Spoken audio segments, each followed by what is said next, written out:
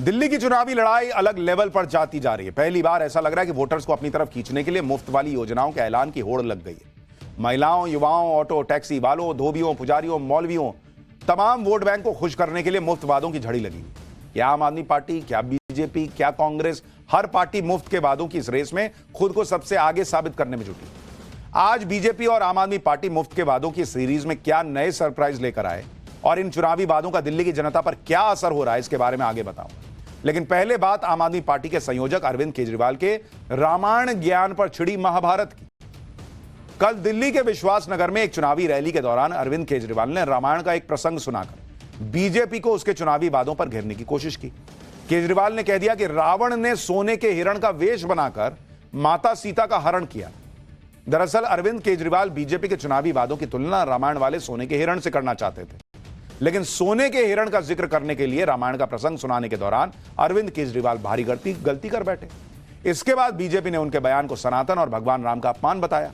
केजरीवाल के बयान पर बीजेपी ने क्या कहा वो आगे बताएंगे। पहले रामायण पर केजरीवाल का जो ज्ञान था, जो बयान था, सुनिए क्यों महाभारत छिड़ गई। तो एक दिन रामचंद्र जी खाने का इंतजाम करने जंगल में गए। माता सीता को अपनी झोपड़ी में छोड़ गए और लक्ष्मण को बोले कि तू सीता मैया की रक्षा करेगा। इतने में रावण आया सोने का हिरण बनके। आया कि नहीं आया? सोने का हिरण बन के आया। सीता मैया लक्ष्मण को बोली मेरे को ये हिरण चाहिए। लक्ष्मण बोला ना मैया, भगवान राम कह के गए हैं कि मेरे को आपकी रक्षा करनी है। उसने बोली नहीं, मैं तेरे को आदेश देती हूं, जाओ और हिरण को पकड़ के लाओ। लक्ष्मण के पास चारा नहीं था, लक्ष्मण चला गया और वो रावण अपना वेश चेंज करके और सीता मैया का हरण करके ले गया। बीजेपी ने अरविंद केजरीवाल के इस बयान को सनातन का अपमान बता दिया। बीजेपी ने बताया कि सोने के हिरण का वेश रावण ने नहीं बल्कि मारीच ने रखा था। यही नहीं, दिल्ली बीजेपी के अध्यक्ष वीरेंद्र सचदेवा को केजरीवाल के बयान के लिए दिल्ली वालों की तरफ से क्षमा मांगने के लिए हनुमान मंदिर पहुंच गए। वीरेंद्र सचदेवा ने प्रायश्चित के लिए एक दिन का उपवास रखने का भी ऐलान किया ताकि रामायण पर दिए गए गलत बयान से दिल्ली वालों को किसी तरह का नुकसान ना हो जाए। वीरेंद्र सचदेवा को सुनिए, फिर आपको बताऊंगा आम आदमी पार्टी की राज्यसभा सांसद स्वाति मालीवाल ने अरविंद केजरीवाल के बयान पर क्या कहा है। ऐसी कौन सी रामायण इन्होंने सुनी है जिसमें उन्होंने श्री रामायण की भी गलत व्याख्या की है? ये हमारे सनातन का अपमान है, हमारी आस्थाओं का अपमान है।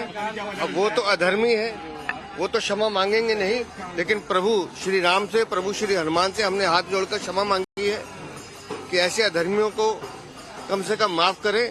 लेकिन उनके इस अधर्म के लिए आज मंगलवार का दिन है, हम पूरा दिन उपवास करेंगे। आम आदमी पार्टी की राज्यसभा सांसद और दिल्ली महिला आयोग की पूर्व अध्यक्ष स्वाति मालीवाल ने भी अरविंद केजरीवाल के बयान पर हैरानी जताई। स्वाति मालीवाल ने ट्वीट किया कि श्री राम वन में जब खाना ढूंढने गए तो रावण सोने का हिरण बनकर आया। यह कौन सी रामायण में लिखा है भाई अरविंद केजरीवाल जी? रामायण में तो राक्षस मारीच रावण के साथ आया था और उसने सोने के हिरण का रूप लिया था। सीता माता ने लक्ष्मण जी से नहीं, श्री राम से सोने का हिरण लाने के लिए कहा था। आप चुनाव आते ही हिंदू बन जाते हैं। आज आपसे रट्टा लगाने में थोड़ी गलती हो गई। स्वाति मालीवाल नहीं, बीजेपी ने भी अरविंद केजरीवाल को चुनावी हिंदू बताया। बीजेपी सांसद मनोज तिवारी ने कहा कि केजरीवाल के बयान से साबित हो गया है कि उनका सनातन और राम की कहानियों से दूर दूर का कोई सरोकारी नहीं। मनोज तिवारी को सुनिए, फिर आपको बताऊंगा रामायण पर दिए बयान पर बीजेपी के हमलों पर अरविंद केजरीवाल ने क्या जवाब दिया। कल अरविंद केजरीवाल का बयान सुनने के बाद मुझे जरा भी हैरानी नहीं है, क्योंकि हमें ये पता है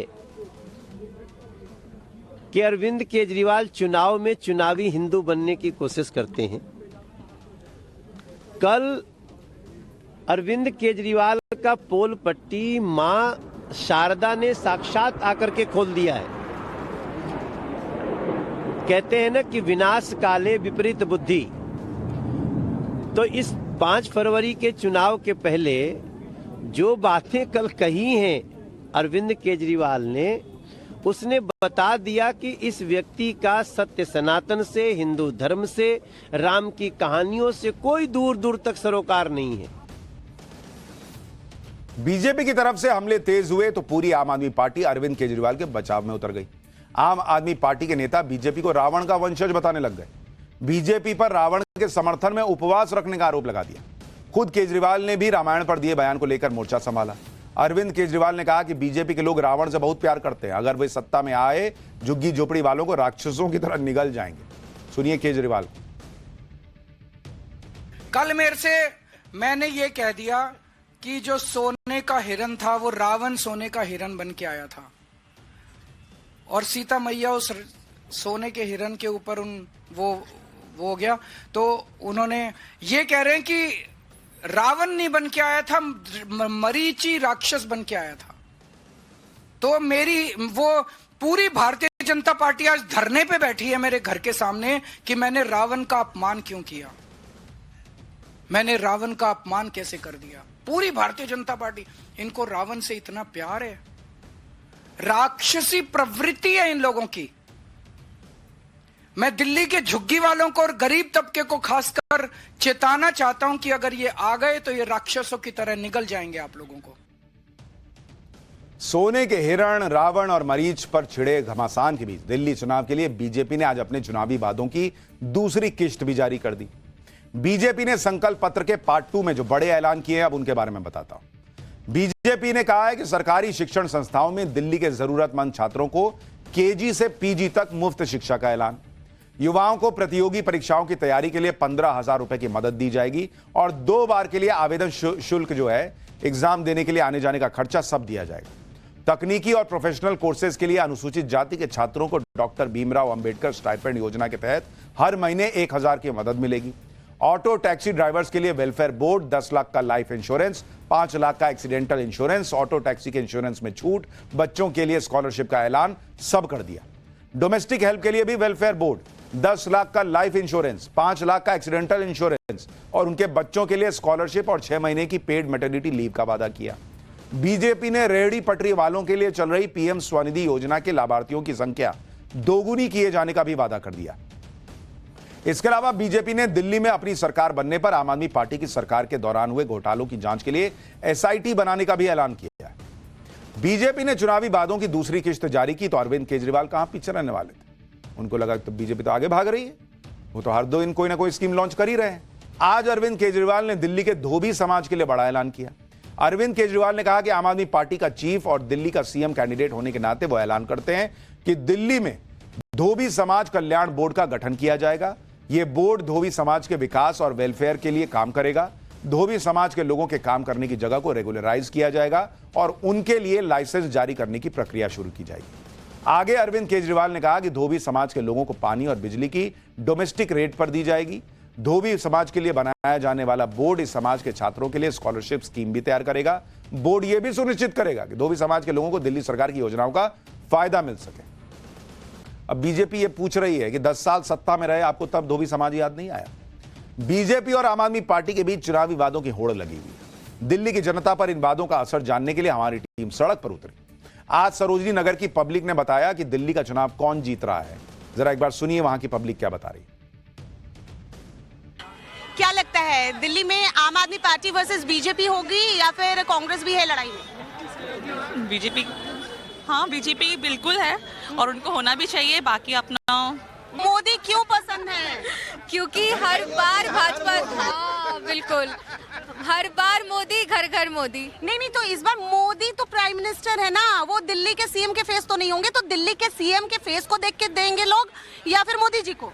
एक्चुअली यहाँ पे थोड़ा ऑफेंसिव हो जाएगा, but to be very honest Modi ji ऐसे दिल में बस चुके हैं। उन्होंने जितना हमारे लिए किया है वो अब दिल में बस चुके हैं और लॉयलिटी नाम की कोई चीज होती। केजरीवाल की सरकार थी, उनके में क्या कुछ पाया यहाँ पे? कोई ना कुछ फायदा पाया है यहाँ पे? कैंडिडेट पे ना वोट डाल रहे हैं, मोदी पे वोट डाल रहे हैं, चेहरे पे वोट डाल रहा है क्या दिल्ली में? मोदी के चेहरे पे वोट? मोदी के चेहरे पे नहीं डाला जाता है, यहाँ कामों पे डाला जाता है। काम कैसा, कौन क्या कर रहा है? उन्होंने कहा कौन आएगा, मैंने कहा बीजेपी आएगी। क्लियर क्यों?